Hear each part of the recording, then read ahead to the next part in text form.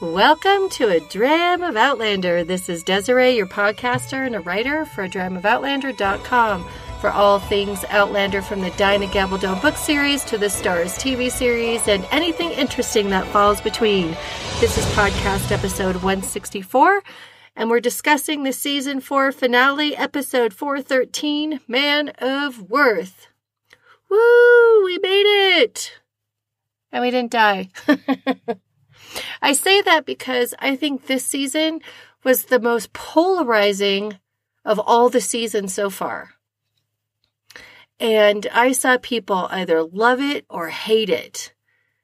And this is the first season where Ron Moore really was hands off, and the show is in the hands of Toni, Graphia, and Matthew Roberts.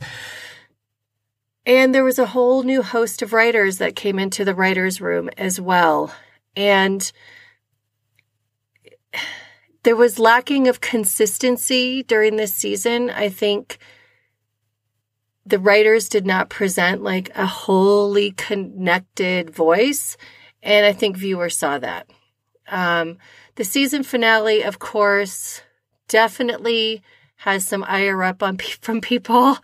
And we'll get into that a little bit more. But yeah, I've seen some very strong opinions on this season. And for me, I thought as an adaptation, even though I didn't always agree with the choices, as you know, I think as the season went on, it got stronger in how the adaptation worked. So I will talk about a little bit more of that, but I actually think this was overall a pretty strong season.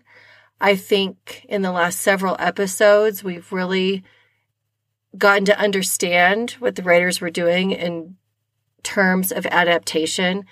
And what I found really interesting about this episode that irritated people was the cliffhanger. And I think that cliffhanger was actually brilliant in context to the adaptation, because they're drawing on material that's in the books, just kind of revising it a little bit and putting it into context for the characters they've created for TV. That is good adaptation.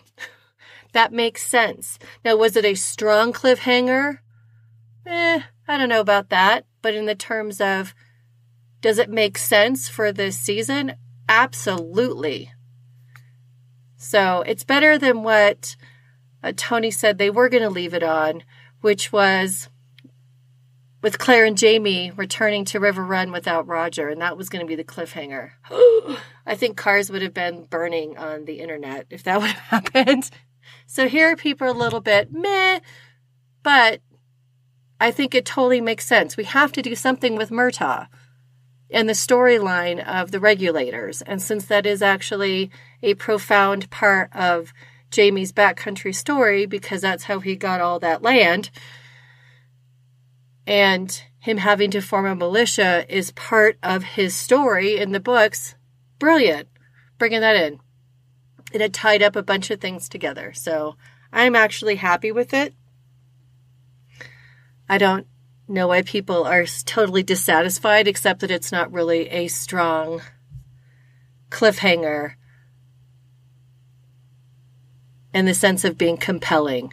Like Jamie's really going to kill Murtagh. Okay, so let's get to the meat of the podcast. And the summary goes something like this. Roger remains imprisoned. Jamie and Claire arrive to the village but are turned away. River Run receives a guest. Brianna awaits the birth of her baby. Otter Tooth is revealed. Young Ian makes a decision. Jocasta gets some lovin. Testosterone poisoning rears its head. Roger learns the truth. Roger shares his experiences. A decision needs to be made. A baby is born. Uncle Murtagh enjoys the baby. Jamie and Claire return. The baby has no name. But is Bonnet dead? Roger returns. The British are coming. Tryon assigns Jamie a job.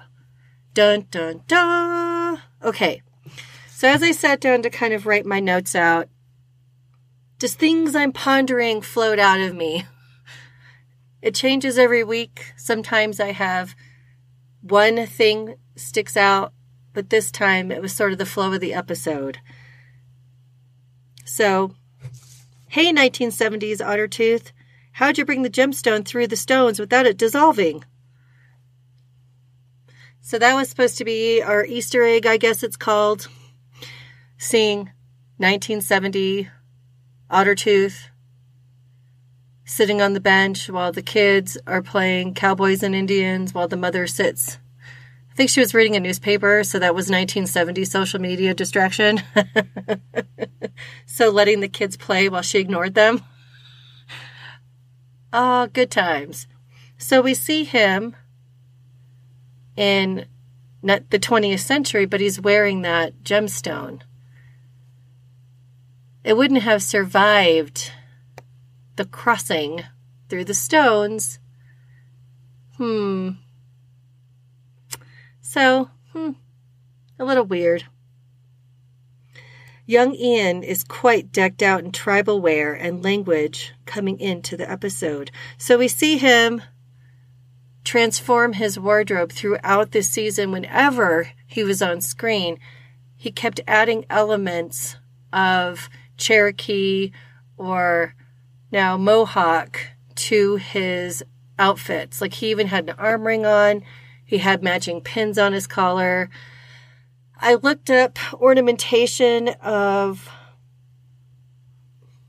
Mohawk clothing, and men and women would embroider and personalize their clothing, but I didn't find anything about wearing pins.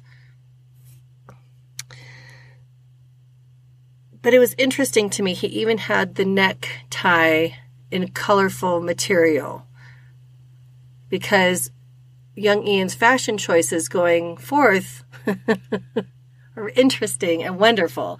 So this really pays homage to what's coming in the future, but also the whole season was letting the viewers know that this is where he was headed. He was going to become someone different and join a different family.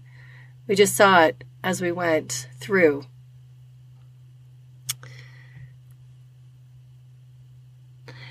The next thing I put was, seriously, they traveled for months only to get turned away? Okay. Again, as they're going to trade with the villagers who are like, yeah, everybody loves a garage sale. That when Claire goes to give her scarf to one of the villagers, that the woman in the episode who's very important, she sees Otter Tooth stone around Claire's neck and freaks out. And so then the chief is like, get out. Go. You are banished from here. You are not allowed to be here. And we're not trading with you. I want peace. Like, you are not bringing that chaos back into my life. Right? Because he was young, very young, and he was the warrior responsible for getting rid of Otter Tooth's head and the gem, because Otter Tooth wouldn't shut up even in death. So he was like, nope, out of here. So he's become very passive with the information that he knows from Otter Tooth, and because he believes it only brings strife and chaos and discord to the people. So they're turned away. And I love Claire's response. There must be a story here. Well, you think there's a story here? No kidding, lady. So after Claire and Jamie and young Ian return to kind of their little camping spot, all of a sudden, the woman from the tribe and several men come upon them. And she's very threatening, saying, well, we'll just come back and get that stone because she wants it. And then she proceeds to tell the whole story of Otter Tooth. And another perplexing thing in this is that in the books, Diana did not literally tell us how far the village was. Like, I never even thought, oh, the Mohawk were from New York State. Like, it just, for some reason, never entered my mind. I mean, I looked up all the tribes that were in North Carolina, but somehow, because they were all part of the Iroquois Nation in our timing, our modern time, that I didn't even think that they had to travel 700 miles or something to get Roger. And so, now that I know that, it's totally bizarre to think that the man who's now the chief would have traveled roughly 700 miles to bury Otter Tooth's head and the stone in North Carolina. That seems a bit very, very, very far away. Not just far, far away. So that's kind of weird. That was one of those things where I'm like, the writers tend to lack in the details that the readers really like as they're adapting. Some things seem to be really just kind of skimmed over. But this was an actual detail that was put into the show. And then we're like, really? Huh. Okay. That doesn't seem plausible at all. So the one thing they actually adapted and gave us extra detail for now doesn't make sense. I just thought it was funny. So this completely is interesting to Claire. I mean, she gets the whole backstory, and the woman from the tribe believes that whoever holds the stone knows the future of the tribes. And she's right, because Claire's also a traveler, but she doesn't know Claire's a traveler. And then they decide to hatch that plan to help Claire and Jamie and Young Ian retrieve Roger so they can have the gemstone. Okay. So we leave them there, doing their thing. And we cut to see Murtagh, who happens to be a serious fugitive. He was just on a broadsheet before fugitive. Now he's broken out of jail fugitive. That's another level of fugitive, I'm just saying. So he shows up at River Run knowing Jocasta has many British friends. And he was saying he had to travel really far. So had he gone all the way to Fraser's Ridge with Marsley and Fergus to hang out for a while, like to go into hiding, and then make his way that 200 miles back? I mean, that's what it must be. Because I've traveled very far as he was using poor manners, eating that food, except he was using a knife and a fork properly. But how he was just like, mowing the food in was pretty funny. I was like, oh man, simmer, buddy. I'm really glad that Jocasta can't see you, but she can certainly hear you pounding food. I don't think he eats with the ladies very often, is what I'm saying. So I thought that was kind of strange that she has all these friends who are part of the law, who are British, who she trades with, that's all kind of like poofed, gone out the window. And Murtagh's going to be able to hang out at River Run without her friends showing up or anybody telling on him. Interesting. And my other thought is, where the heck is Lord John? They're supposed to be planning a wedding. Brianna's in more advanced pregnancy. I'm sure he probably has business somewhere, but they don't even mention where he is. They could have said, oh, he had to go back to Virginia temporarily, and he's bringing his son back for the wedding or something. I don't know. Make it up. Well, it's all made up, but you know what I mean. That just seemed very strange that he was so blatantly absent.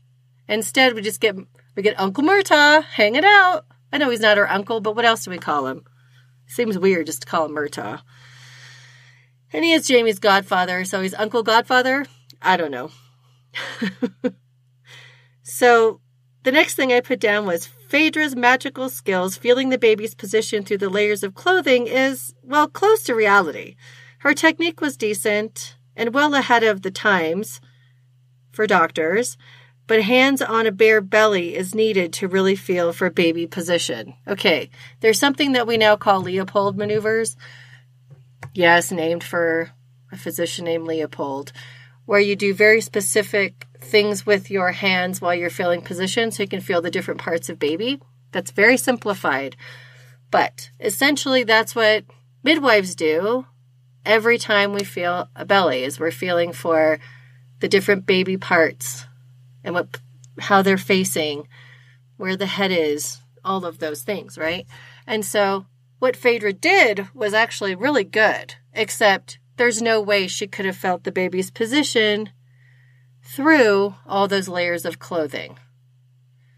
And you have to be a little bit more firm than what she was doing. She was kind of like in the right positions, basically, but you have to really kind of get in there and feel. Baby is floating in the amniotic sac filled with saline water, essentially, and baby pee.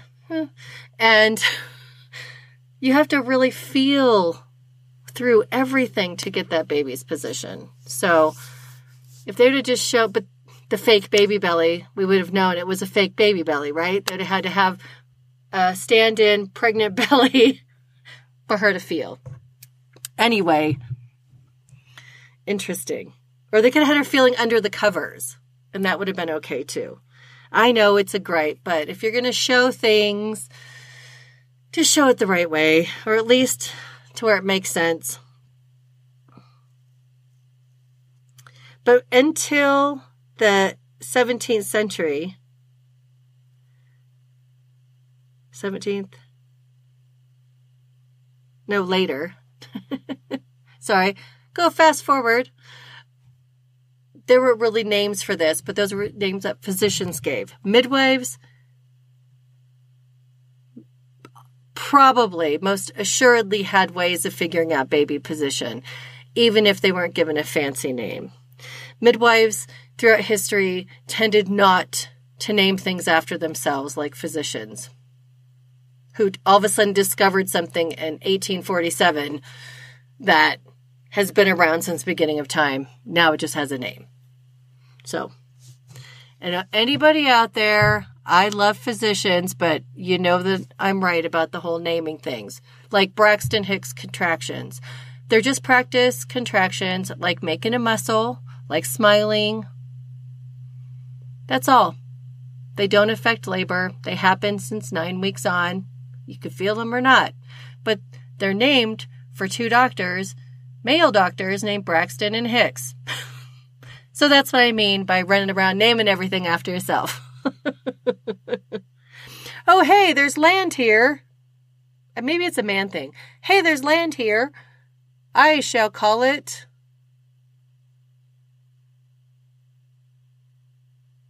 Virginia. Whatever, I'm going to name it for this person, or I'm going to name this Washington. There you have it. Okay. So you kind of get my thought on that. Sorry, little diatribe.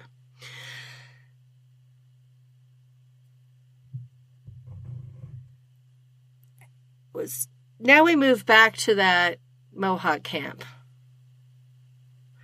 And they're trying to rescue Roger. And then there's the one guy who's like, nope. And he totally did a hardcore North American vibe when he shot that gun. I laughed. I was like, that is a Canadian who's totally being like, America. The way he moved his body and shot that firearm. I totally laughed when he did that. So there's this whole fight going on. Jamie's instantaneously that switch flips and he's the Highland warrior again. And he grabs one of the Mohawk clubs. I don't know how he didn't kill a couple of those people, but hey, apparently he didn't. And they're trying to fight their way out. And then they end up surrounded. And Claire yells peace twice in their native language. So, hey, she knows the right word to get everybody to stop. Because Jamie was going to get shot with his own pistol otherwise. So, there you have it. So, Claire kind of stopped, cease fired everybody. Knowing the one right word. I was like, good, because she's not known for her language skills. That's one of my most endearing things about her from the books, is that even though she has to learn all these names, medically, that she just really doesn't know how to read Latin. She doesn't care. Like, language is not her thing. It's Jamie's thing. And it's young Ian's thing, apparently, because he was speaking really beautifully.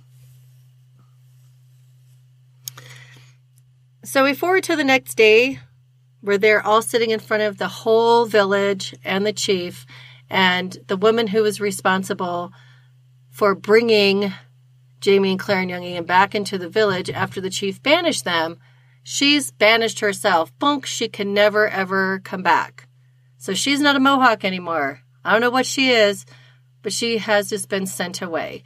And I did look that up. It was used very rarely historically, and I'll put a link into the written notes.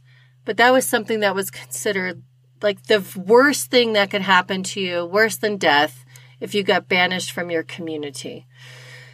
So I thought that was very interesting to find that out. And then I wondered if she'll show up at the ridge. Like, I kind of thought that Jamie and Claire would find her and then take them back with her to River Run and then back to the ridge. Or to take her to the Cherokee and maybe she could be adopted by them. So I wonder if we're going to see her again somewhere else in the story.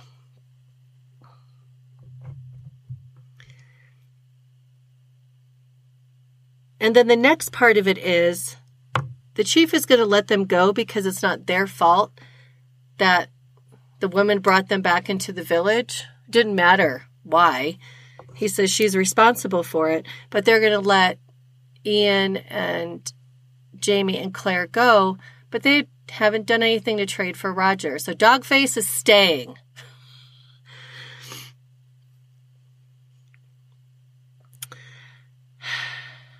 So Jamie decides, in Jamie's way, to stand up and say, you can have me. Now, mind you, he's like about a 50-year-old guy now. He's in really good health. He's tall. He's really strong. But I'm like, number one, how are you going to get out of that village and run away? You have 700 miles to get back to the ridge, and you're just going to escape? I mean, the Mohawk, know this territory. They're going to find you. Even though they were really bad at finding Roger at first, they found him. And I think that was just because it was lands they were traveling through, not their land. I'm like, Jamie, you're a little bit conspicuous, and you're older. Just because you're super healthy doesn't mean they would still want to take you. But we don't know. Because even though Jamie has some command of the language, young Ian is fluent. So he goes and speaks to them, and instead of saying, my uncle is going to take Roger's place, he says, I will take Roger's place, and I will become part of your community. I will be adopted into your community. And he totally outwits his uncle hard. And Jamie's just shocked by it. But this is really young Ian showing that he's a man. What, he's like 17 years old? Maybe 18 years old at this point. He's still pretty young by our standards, but by then he was a full-blown man. Just because he was the baby of the family doesn't mean anything. And he's really showing who he is. And what we really didn't get to see, and this is one of the things that was so tough this season, is we didn't get the little threads that would help us identify who was doing what when they weren't on screen. Oh, young Ian's out hunting. Yeah, but who was he hunting with? What was he doing? What was he learning?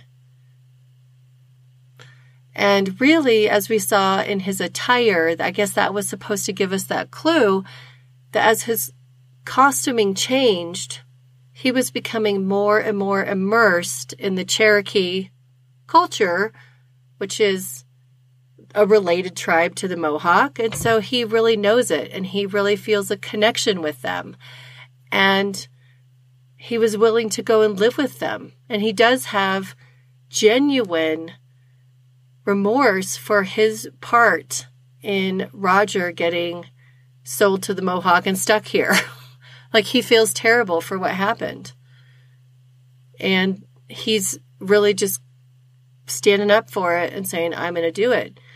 And they let him. They have to let him.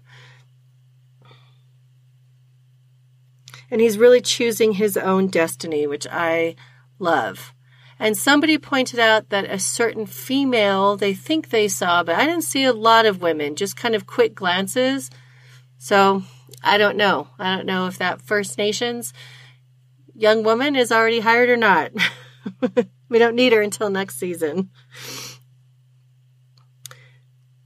And I wrote, it's gut-wrenchingly sad to see young Ian left behind. I mean, I know there's been a lot of naysayers for John Bell. I just don't think he can do it. I don't see how he can be the young Ian in the books. I've been able to see it the whole time. He's kind of funny and sassy, but that's what young Ian in the book was too. And that was just like his Uncle Jamie, part of his deflection when things were really serious.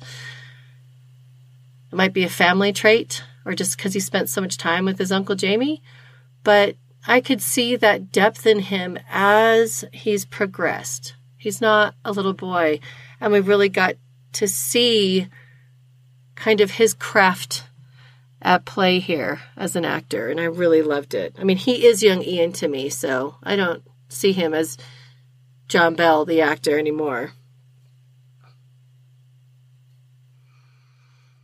And we presume that Jamie and Claire and Roger are just on their way. As we cut back to River Run, and Murtagh and Jocasta are having a conversation. They're sitting, just kind of in the little salon, sitting room. And they're enjoying some fine Scottish whiskey. And they get into conversation. And basically Murtagh tells her that she's privileged and she's out of touch with everything going on around them. Maybe she needs to, fight with him. And she gets upset at him and tells him she never liked him anyway. And he grabs onto her arm and she throws her whiskey on him. She wasted whiskey throwing it at him. And then we see that they've been in bed. So I didn't know that that was foreplay, but apparently to the two of them, that's some hot foreplay.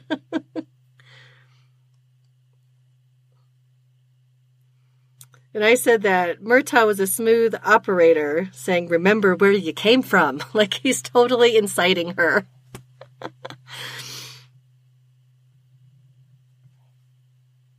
By the way, Murtagh's looking like a fine silver fox lying shirtless in that bed.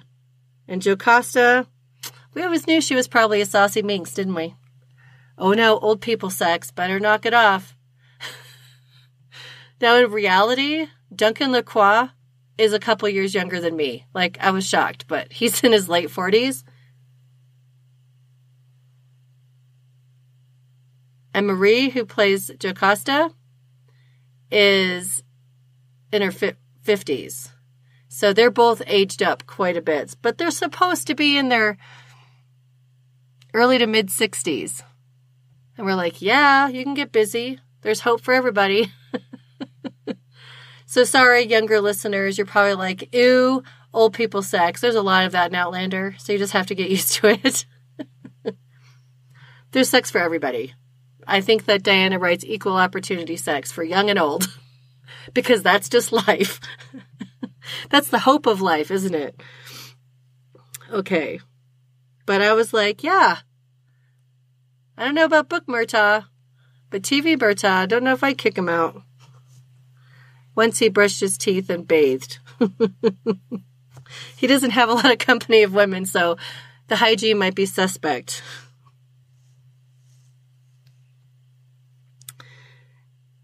And now we get to these scenes that are supposed to be back to back with each other, going on at the same time. Claire and Roger and Jamie get to where they're stopping for a time, because there's things that have to be discussed and figured out, right? Claire has this great burden of needing to tell Roger all the things about Brianna, and Jamie's he's still hyped up on testosterone and grief now for young Ian, right? And Claire and Jamie are just talking, and Jamie turns around and Roger just like decks him. And he's just punching him with his one good hand. Thank goodness Roger's a righty.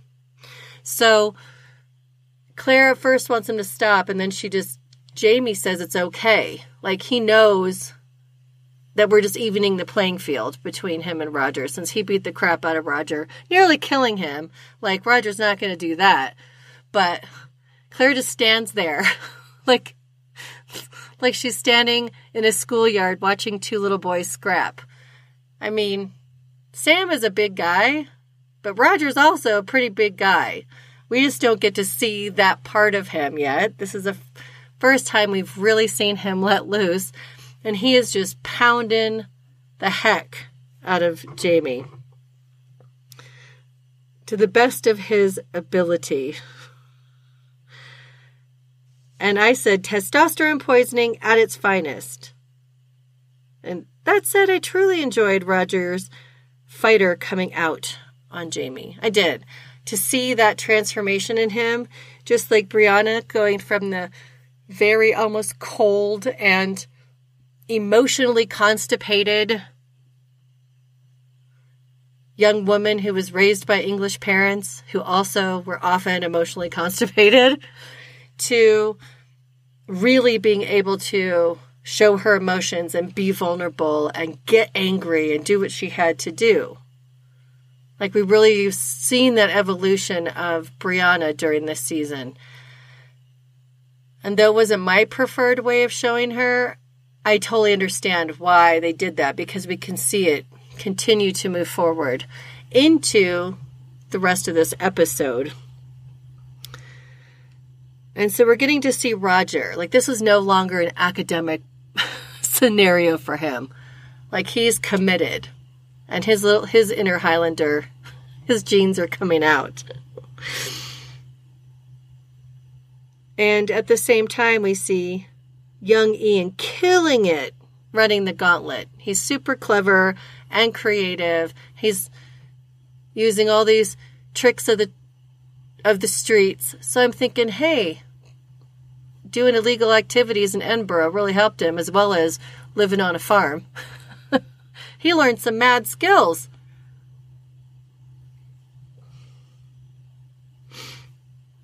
And we keep cutting back and forth between those scenes.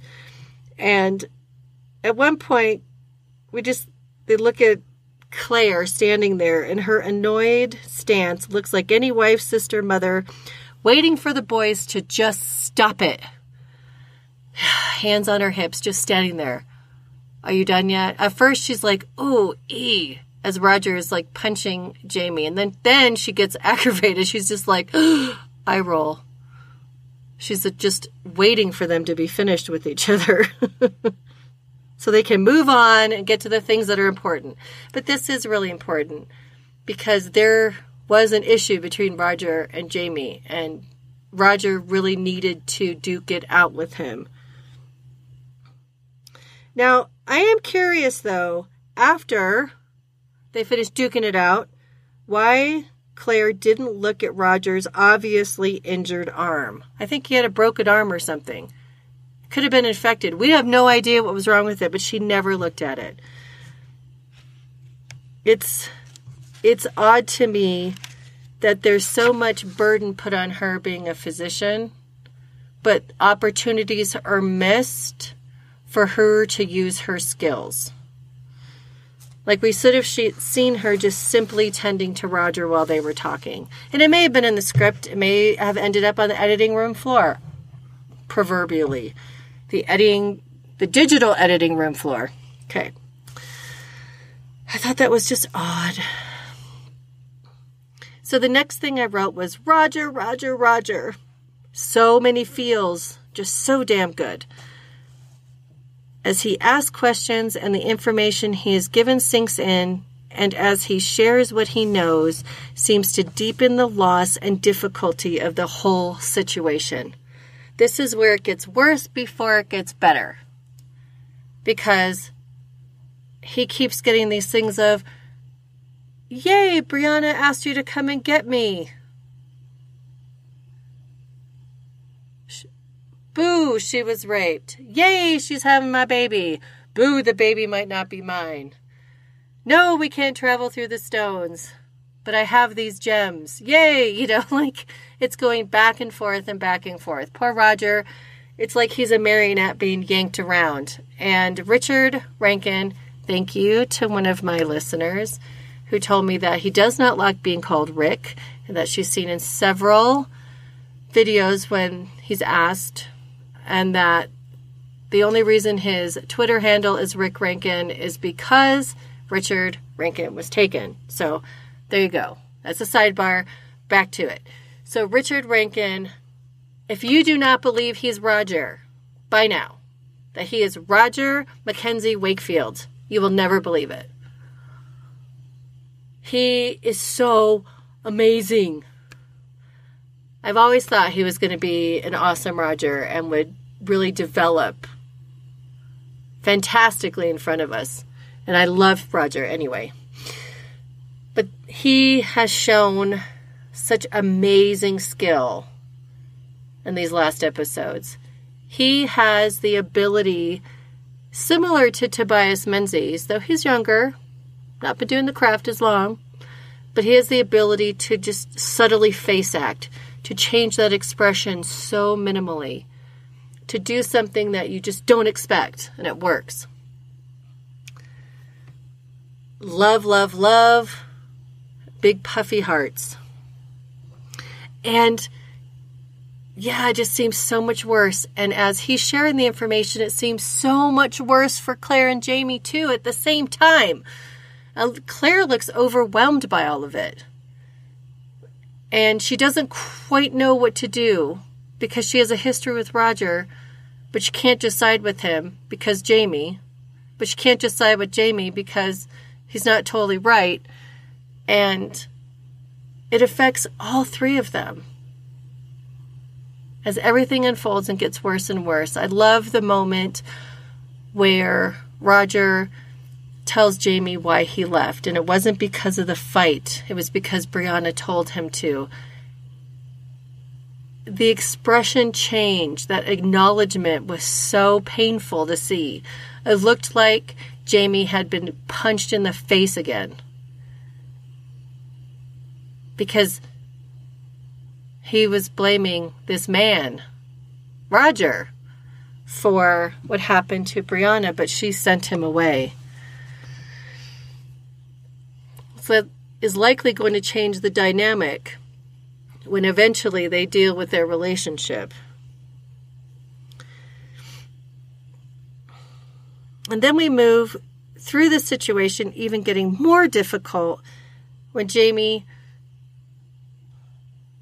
says that Roger needs to make a decision. Can he go, even knowing the baby might not be his, and be with his daughter, and calls him a coward. Whoa. It's bananas. And Claire has to pull Jamie back, because Roger does need a minute. And for anyone who thinks somebody who's been in a situation that has been super traumatic, let's see, he's been sold into slavery, taken hundreds of miles away, treated like an animal,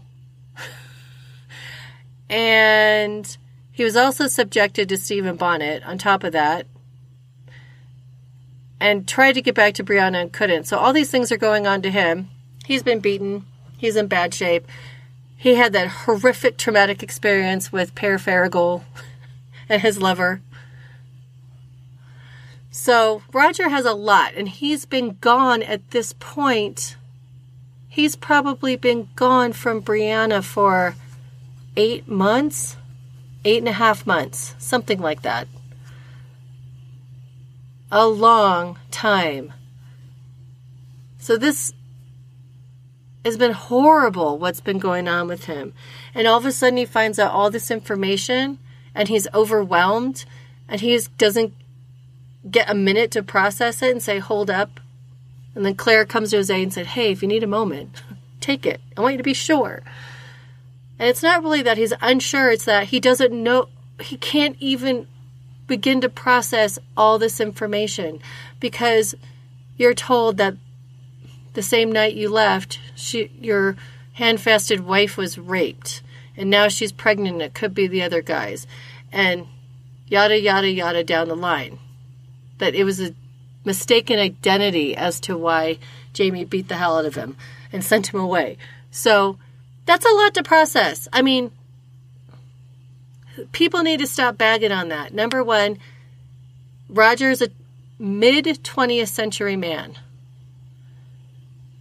who is fairly enlightened, but he also was raised by a very loving and giving and generous preacher, pastor, minister, who was conservative. Roger's very traditional, conservative, though, like Jamie, is open to many things. He's not a man of 2019. We got to stop it. You know, everybody applauds Jamie for having these modernist ideas, for being a man of the 18th century. He is not modern at all. Roger is a far clip ahead of where Jamie's at because of 200 years difference in culture. And so you need to give Roger a break. No, he's not a jerk. And the idea that people would put that on him is ridiculous, because even Brianna wasn't sure if she was going to keep the baby until she decided at the end of first trimester. So she knew she had to struggle with the pregnancy and what it meant. So she needed a minute. No different. So we got to give the dude a break. Okay, there's my diatribe on him. So the next thing I wrote down was, wait a minute, Roger cost you a lad that you love? No. Claire did, by wearing that damn gemstone of Otter Tooth's. Jamie yells at Roger that he cost him a lad that he loves. And his daughter doesn't need a coward.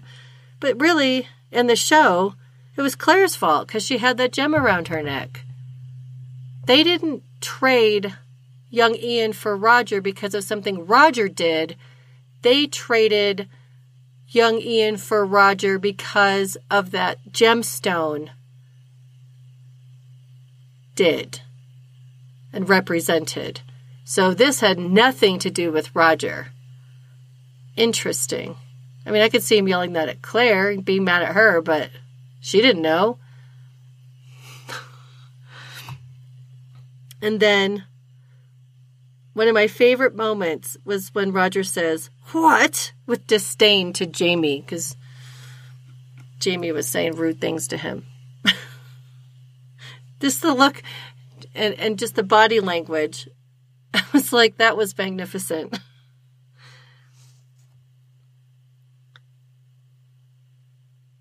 So we're pretty much presuming that at this point, Roger's going to take his own way and Jamie and Claire are going to go together. So I hope they left him a weapon. I mean, he gave him a horse. But so Roger, well, I guess he walked the 700 miles so he could ride it fairly easily. And he's going to make his way back by himself. I mean, he did landmark things and he has his little string in his pocket still. So he's just going to magically make his way back. Okay, sure. So they go their own way. And they cut to this gorgeous laboring scene with Brianna being surrounded by women. I mean, she has Phaedre as her midwife. Jocasta is there. Lizzie is there. They're all helping her birth this baby. That is so beautiful. I'm like, yes. And apparently Sophie Skelton said that they used an 18th century birth chair, which is great. However, then they inanely cut to Brianna being introduced to her baby. And I wrote, what the absolute hell? I know this was a callback to Claire being handed Brianna because they used it as a feminist agenda tool that the doctors didn't listen to her and they put her under for the delivery. And they did. That was like, Claire never claims to be a feminist if you actually read the books. She's Claire forward. And she wants women to be able to do whatever they want. But I would say she's not a flag-waving feminist. No, she just does her own thing. And she might open doors for other women. But that's not why she does it. It's because she's doing it. And that's it. So I have no idea why they did that. Oh, I counted his fingers and toes. Oh, he's a boy?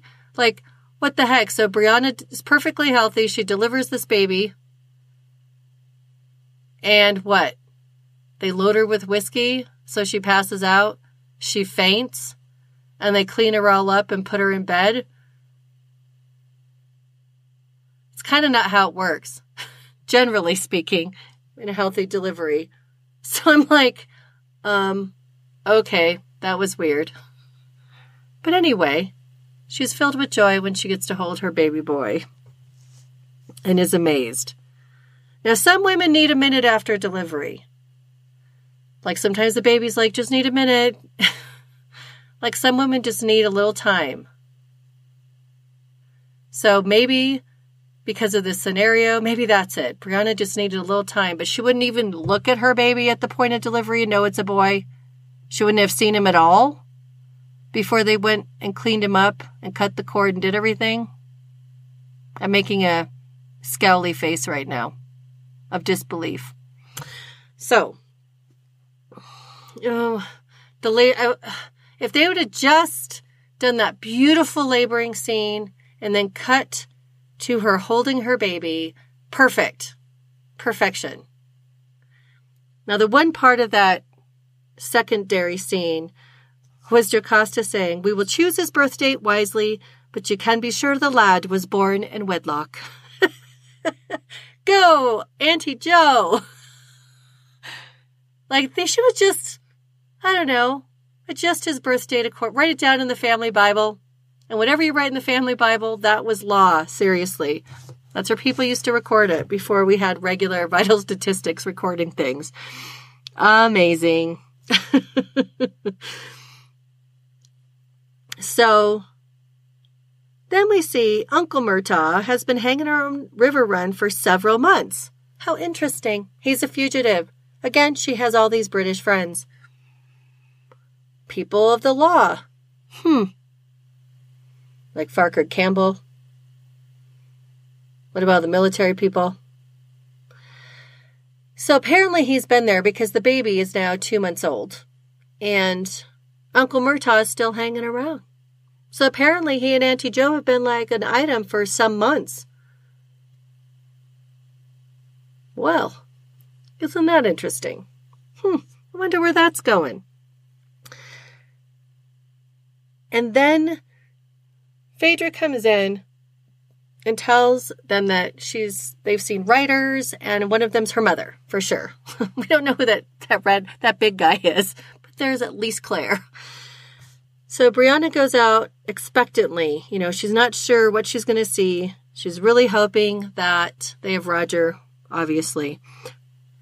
And the look on her face when she's standing on the porch holding the baby, when she realizes there's no Roger, is really heartbreaking. It's so tough to watch. And one thing that I thought was fascinating is Claire really comes in to reconnect with her, and Jamie just stands off. That really speaks to the awkwardness, and she says she forgave him, but he doesn't know that. And there's going to be this tension and this stress and strain between them. So they're in the house, right?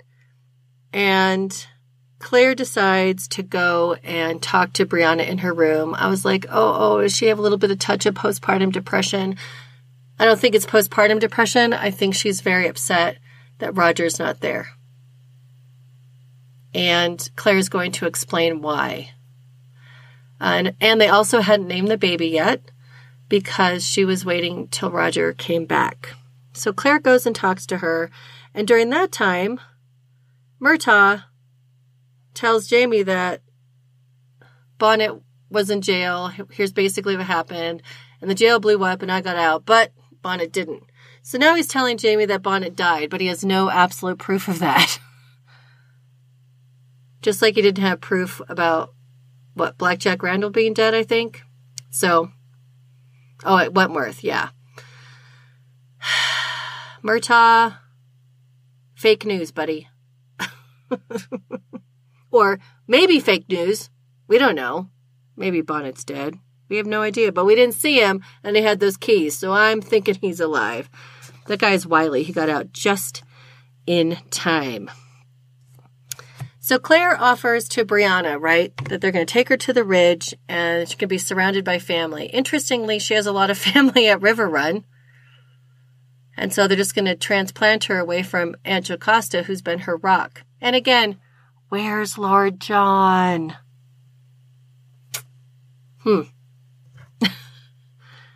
And she didn't say anything about her pending nuptials to Lord John either. We didn't see that.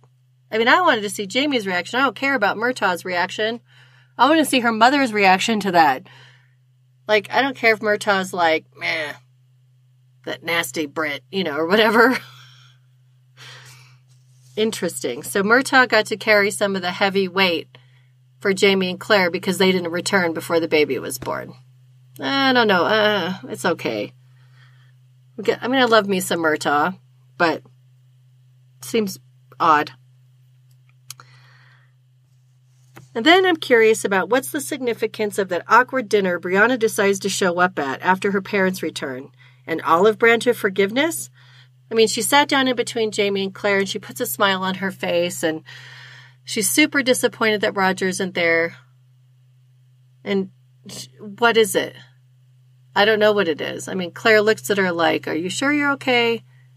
Thank you for doing this. So that's what it seems like to me, but it's utterly not even beginning at resolution between her and Jamie. Their relationship is completely hanging in the balance. I think that's more of a cliffhanger than Jamie having to go after Murtagh and kill him, because, that's not going to happen. Now, their relationship could stay strained. We don't know. It could be difficult. I mean, it had took her and her mother how long to have a really tight relationship?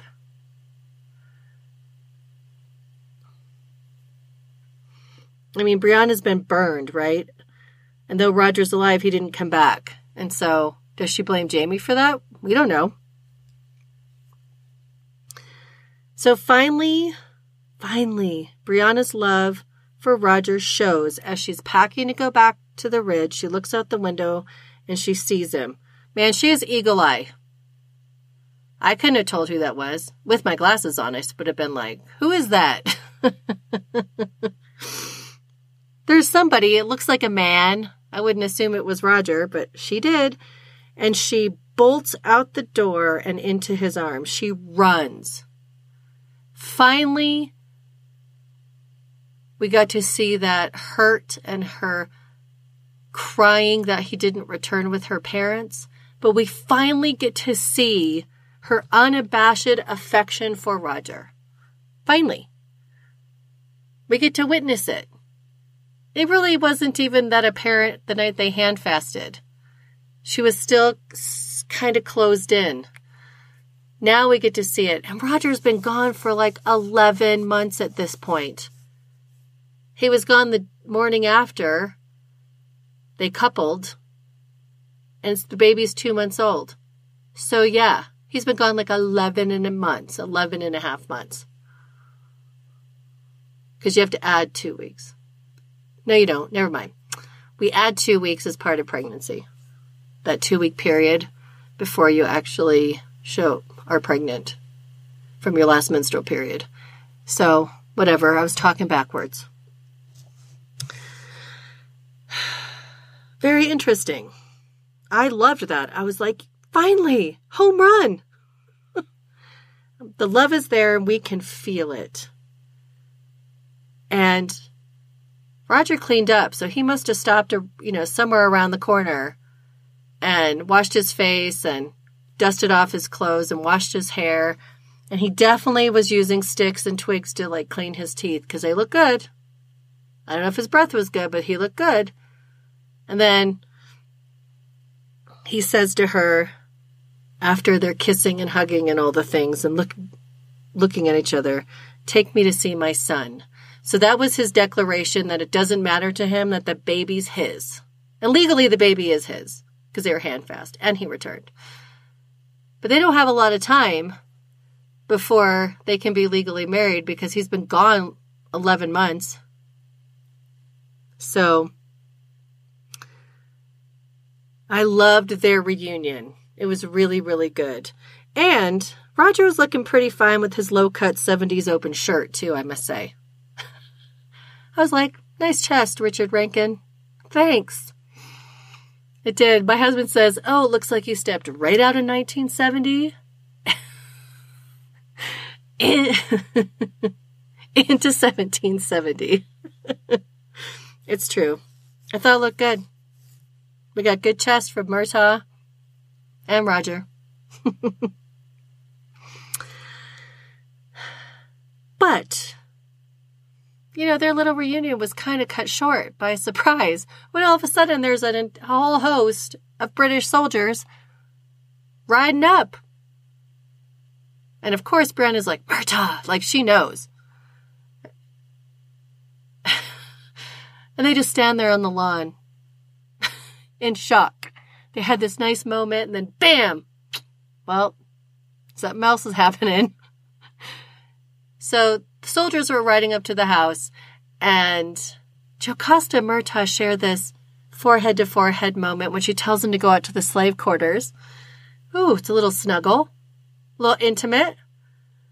And Claire and Jamie are like, "What? What just happened?" They're like, "Oh, love that."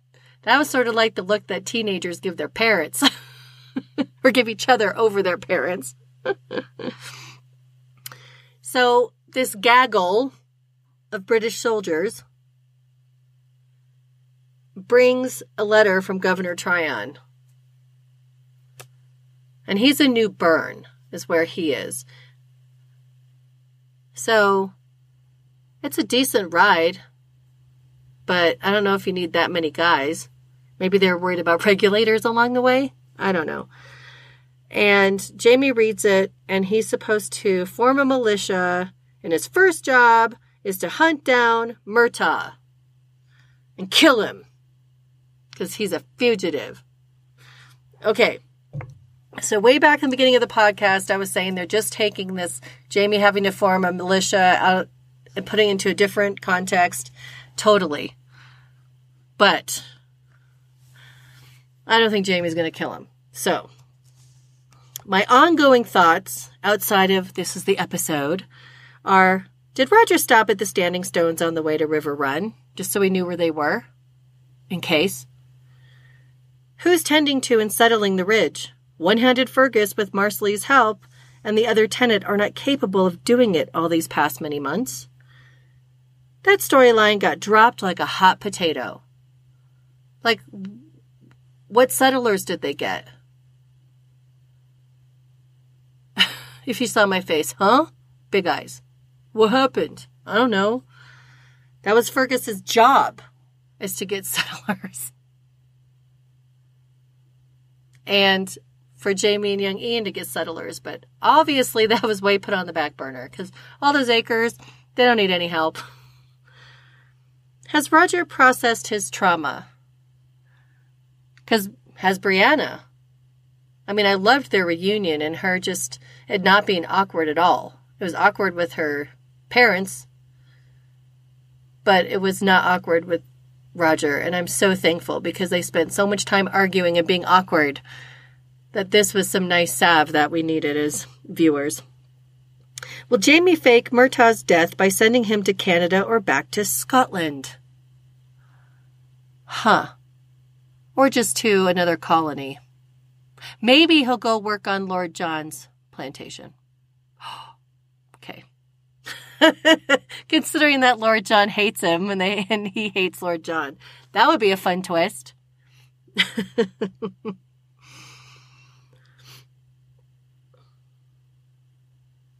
When in season 5 will we get to see young Ian totally dressed out in his new Kanye Kahaken, because the Mohawk are Kanye Kahaka. Kanye Kahaka. Thank you.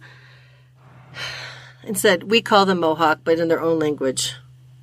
Kanye Kahaka is their real name. So when we're going to see him totally bedazzled, because he's pretty fancy when he's all in his stuff. And what are they going to do with his hair? Oh, speaking of Mohawk hair. So, as we saw in the show, they were totally true to reality of how their hair was, where they would pluck all their hair out except for what was on that circle of hair on the crown, and then they would keep it so many inches long for braiding or however they were going to do it. That was it. They didn't shave it. They plucked it out. That is hardcore. But the Mohawk is actually from a different tribe. The hairstyle has nothing to do with the Mohawk tribe. There you go. The more you know.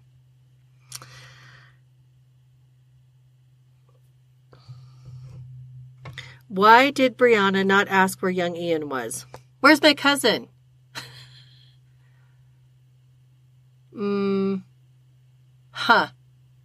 Didn't see that explanation. The lack of any reconciliation between Jamie and Brianna is strange to me, especially because she told Murtagh she already forgave him. So, awkward dinner, not really talking, not having much contact. Okay. And lastly, the timey-wiminess of season 4 hurts my brain and made it difficult to figure out any frame of reference. Certainly, Brianna's timeline was ahead of Roger's. So when she went to go see Stephen Bonnet in jail, she was a couple months ahead of Roger's timeline. Because Claire was saying they weren't going to get back by the birth, and it was going to be like 3 months of travel back, maybe. And so the baby was born probably a month into their travel back, because they got back in 2 months. Okay, so it was so hard, and that's why people are like, it wasn't a continuity error with her wearing a cloak and not wearing a cloak going to the jail, because it was supposed to be 2 different days. I didn't pick up on that at all, and I watched that episode 3 times, I think. Seriously, I had no idea that they were 2 different days. I felt really stupid. But I think it's because I've just given up on the timeline, because it was so hard to pin anything down. And part of that has to do with the fact that they're filming in Scotland, and what we're seeing on screen would not follow the seasons of North Carolina. Like, they'd be in Wilmington, that's in air quotes, and there was like ice coming out of their mouths. They look like dragons snorting, right?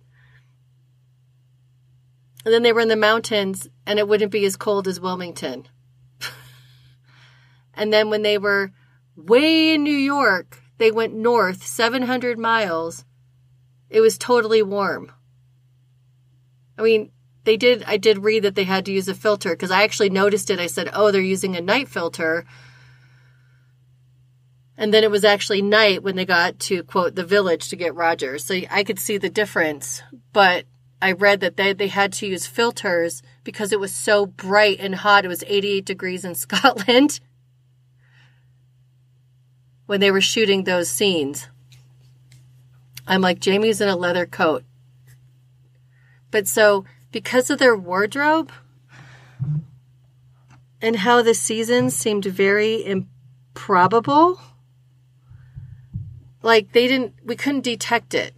But they were supposed to be gone because it's June when Governor Tryon's letter was signed. So we're thinking probably took a day or two to get to Jamie at River Run, right? How did the governor know he was back, by the way? Was he just sending letters everywhere?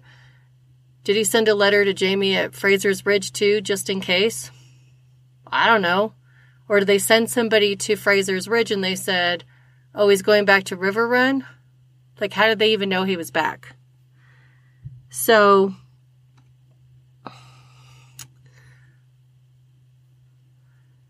that's dated June, so it's probably June. But that means if they were gone for 6.5 to 7 months, somewhere in there, did they leave in November? Like, we didn't get to see the seasons transitioning. And if they would have been filming in North Carolina, we would have seen that. Because it looked like before they left, it was supposed to be fall still. So I don't know. So unless they actually left, I have no idea. Anyway, it's perplexing, and part of that has to do with the fact that they're not filming in North Carolina, and we're not going to see the variation from mountain to city, and they're filming in Scotland. And it's normally dreary and cold.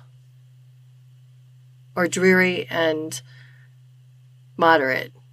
Lots of rain. But they had that heat wave during the summer when they were filming.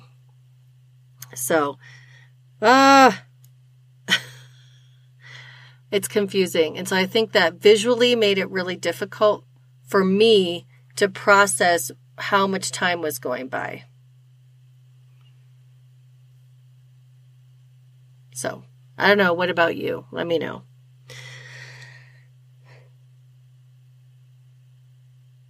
And the other part of this was, if Roger was gone for 11 months total,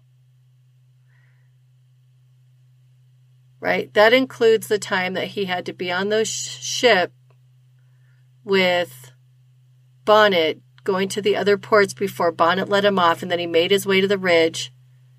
So that had to have been, what, a month or two? Probably 2 months. Because it's supposed to be 200 miles from River Run, not Wilmington, River Run to Fraser's Ridge. So Roger was probably gone for that first couple of months, and when Brianna was telling her mother she knew she was pregnant, right? And then Claire and Jamie and young Ian were only, 2 weeks behind? 2.5 weeks behind him? So, was Roger really gone for 3 months? By the time, had it been 3 months since they were handfast? By the time they were following him, they were 2 weeks behind him? That's probably what it's supposed to be. It's just so confusing. It's bad math. So, I'm sorry. You could have just forwarded through that part. It just makes it really hard for me. So really what has been interesting about people's reactions to the episode are that they really didn't like the cliffhanger. People just thought it was kind of dumb.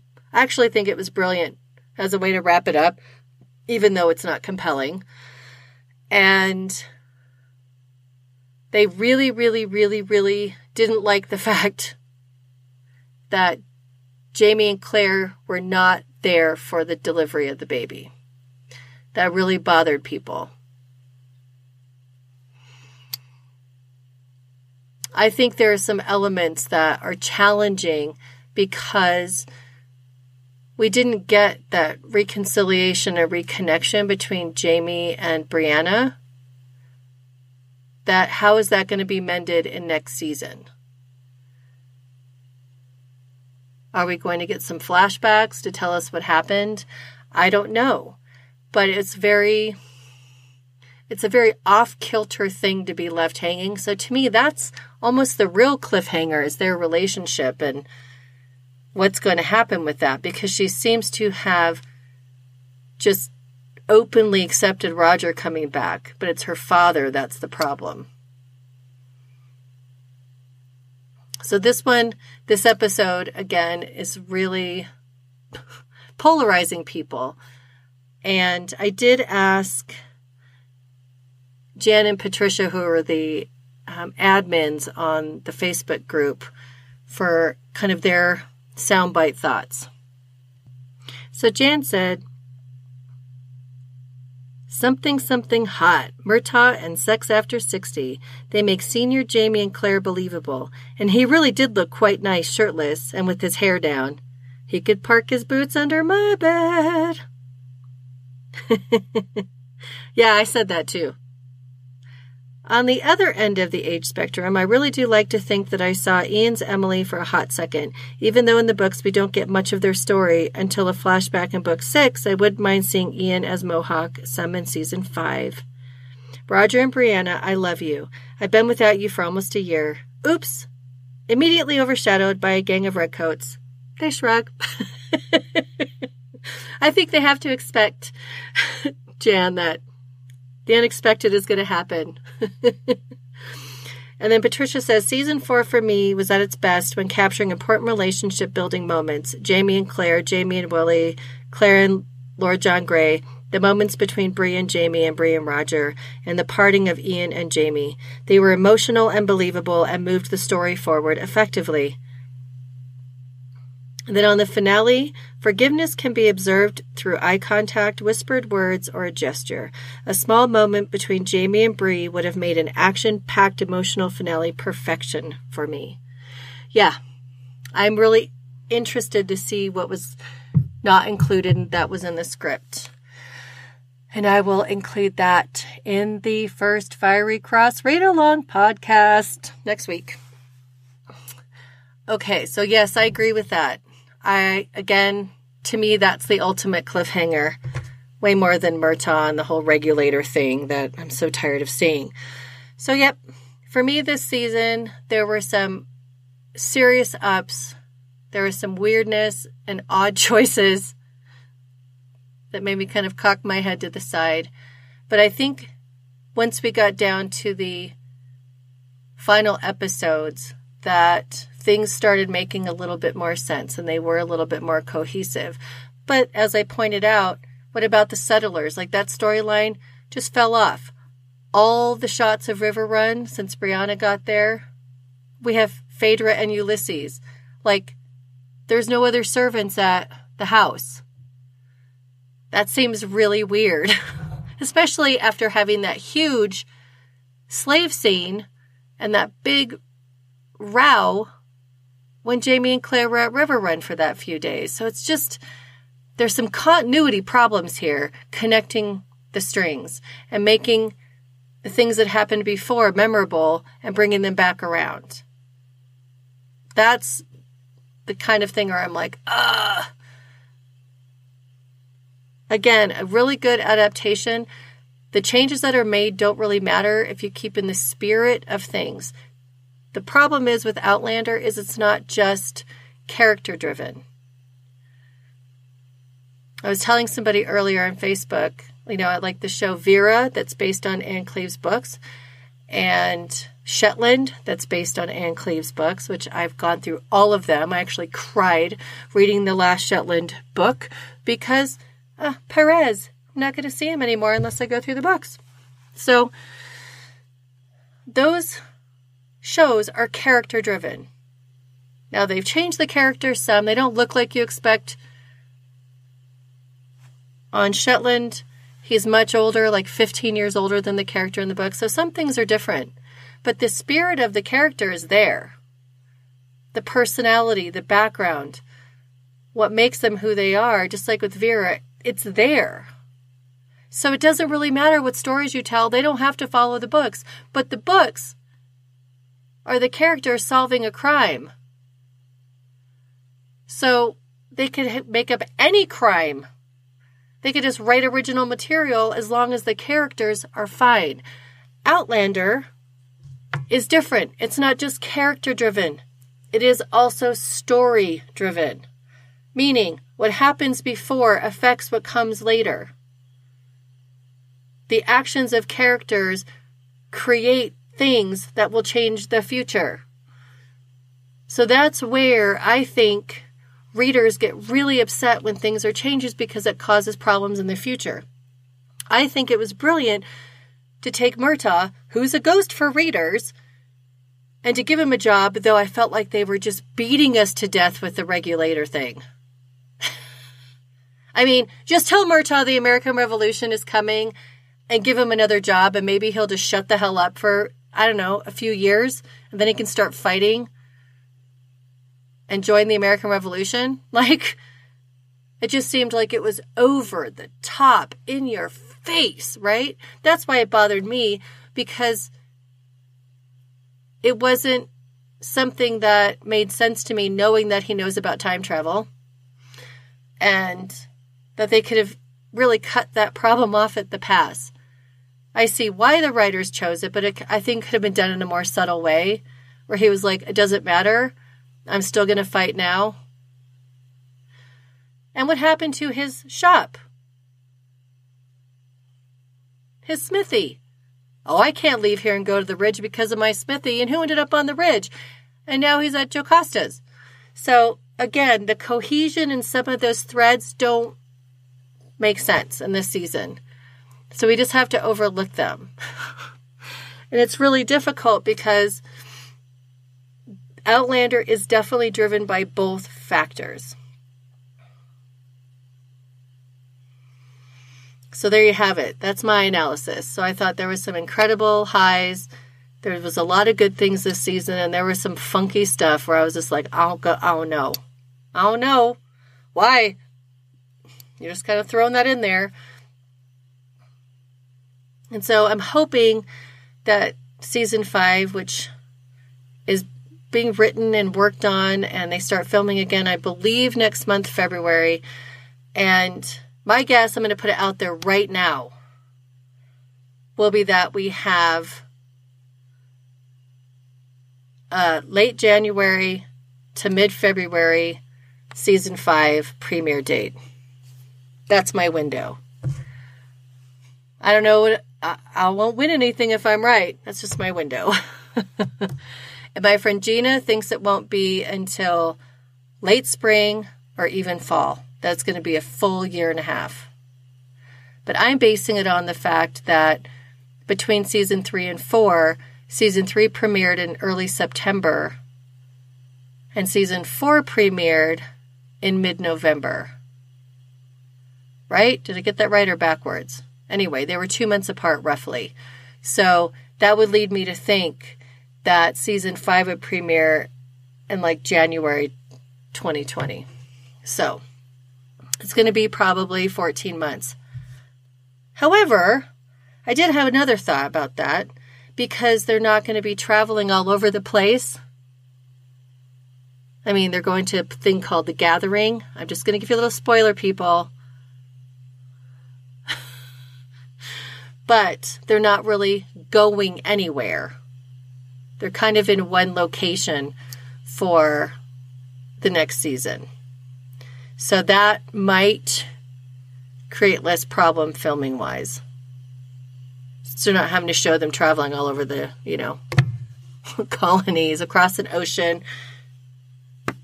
to the Mediterranean. Not Mediterranean, what am I saying? To go to Haiti, Jamaica. We're not seeing them going there. I don't know why I said the Mediterranean. And today on a podcast group, somebody said, what happens if you misspeak? Just what I did. I'm going to fix it and laugh it off, because sometimes mistakes happen. Okay, so I want to hear your feedback and thoughts. But before we get to that, I have a really cool announcement. There's an international giveaway going on of one of 2 shawls that are the wrap shawls inspired by the TV show. And if you go to adramaofoutlander.com, there's a post that you go into the post and you click on Enter Me, Enter Here, and follow the directions. And there's multiple ways that you can enter. You can go through the link, you go to the Facebook page. And if you don't like it, please like it or follow it. You can go to Twitter and send a tweet. You can go to Twitter and follow Dram of Outlander. Or you can leave a comment on the blog post for the giveaway. It is only going on for a week. Okay? So it ends next Tuesday at 12:01 a.m. And it'll be random draw. And you will get to receive one of two of the shawls. You get to choose which one you want. The pictures are there. And it's super exciting. And the giveaway is by Kathy Ann Knits. She's one of the listeners, and she's in the group on Facebook, and she makes beautiful knitwear that's inspired by Outlander. So please go check it out and enter. It's a lot of fun. I'm bummed that I can't enter. It would not really be ethical for me to do so, because I could just say I win. So I'm not going to do that. I would so love one of those. They're gorgeous. Anyway, go check out her Etsy shop. The link is in the post. She also has a group on Facebook, Kathy Ann Knits, or a page on Facebook, and she has an email if you want to get more information from her. So please go check it out from the post. They are gorgeous. Okay, so I do want your feedback. Please, please, please send me your feedback. Contact at adramaofoutlander.com or the listener line at 719-425-9444. And I may include them in the future podcast. So please let me know. Share the podcast. Comment on it. Go join the Facebook group. You have to answer some questions so I know that you're real. Go follow the Facebook page or on Instagram. Hey, we have over 5,000 Instagram followers now. It's Dram of Outlander, just like Twitter. Come and talk to me in those places. I really love the interaction. And at the first part of the next podcast where we do the first chapter of Fiery Cross. So read the chapter before you listen to the podcast. Or listen to it on audiobooks. Davina Porter is amazing. But I'm going to look at the things that were missing from this season or the finale that for the adaptation. And we can talk about that a little bit and see like how might that be integrated into season 5. Because one of the things that sometimes happens in the show is that things are just dropped and we don't see them again.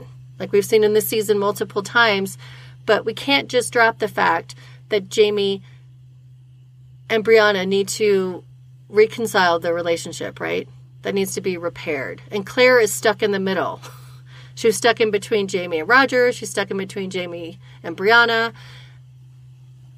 And we need to figure that out. So I will go through and see what stuff was missing because quite a bit is missing. There was a lot that we don't get. So let's see, because we only get 12 episodes next season. So we can just do our fan thing and try and figure it out. And I was wondering if y'all would like me to, during the read-along, kind of do a small section in it where I kind of extrapolate where I think these things will go into the show and how they will do it. Do you want that as part of the read-along? And then we can see if we're right by the end when the next season premieres. I think that would be kind of fun, even just to spend a few minutes speculating and seeing what might happen.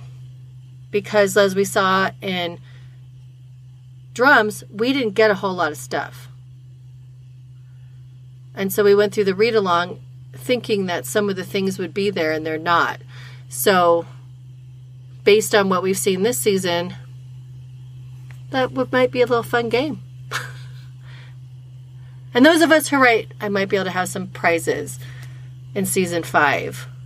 for those, correct speculation answers. Okay, so again, adramofOutlander.com is the website. contact@adramofOutlander is the email. Use it. The voice line is 719-425-9444. Call me. And if you want to support the podcast, you can go on to iTunes through Apple Podcasts and give me a rating. Every 5-star review helps people find me. On Spotify or any other way you listen, you can also leave a review. Please do so. It takes you just a couple of minutes. The other way that you can do it is share the podcast. Again, come and interact in the group or on other social media. And financially is the last way that you can support the podcast. I'm a one-woman show. This is just a love of my heart that I'm doing this, but there is upkeep and maintenance for the website and the show and all the things behind the scenes. So for a one-time offering, just leave me a message or an email, or you can go to patreon.com/adramofOutlander and leave an offering as little as $1 a month. So I appreciate you, and I thank you for listening, and this turned out super long. So we made it through season 4. We're entering Droughtlander, and I'm super excited about the read-along and to hear your thoughts on season finale and on the season as a whole. Thank you for listening, as always. Slàinte mhath.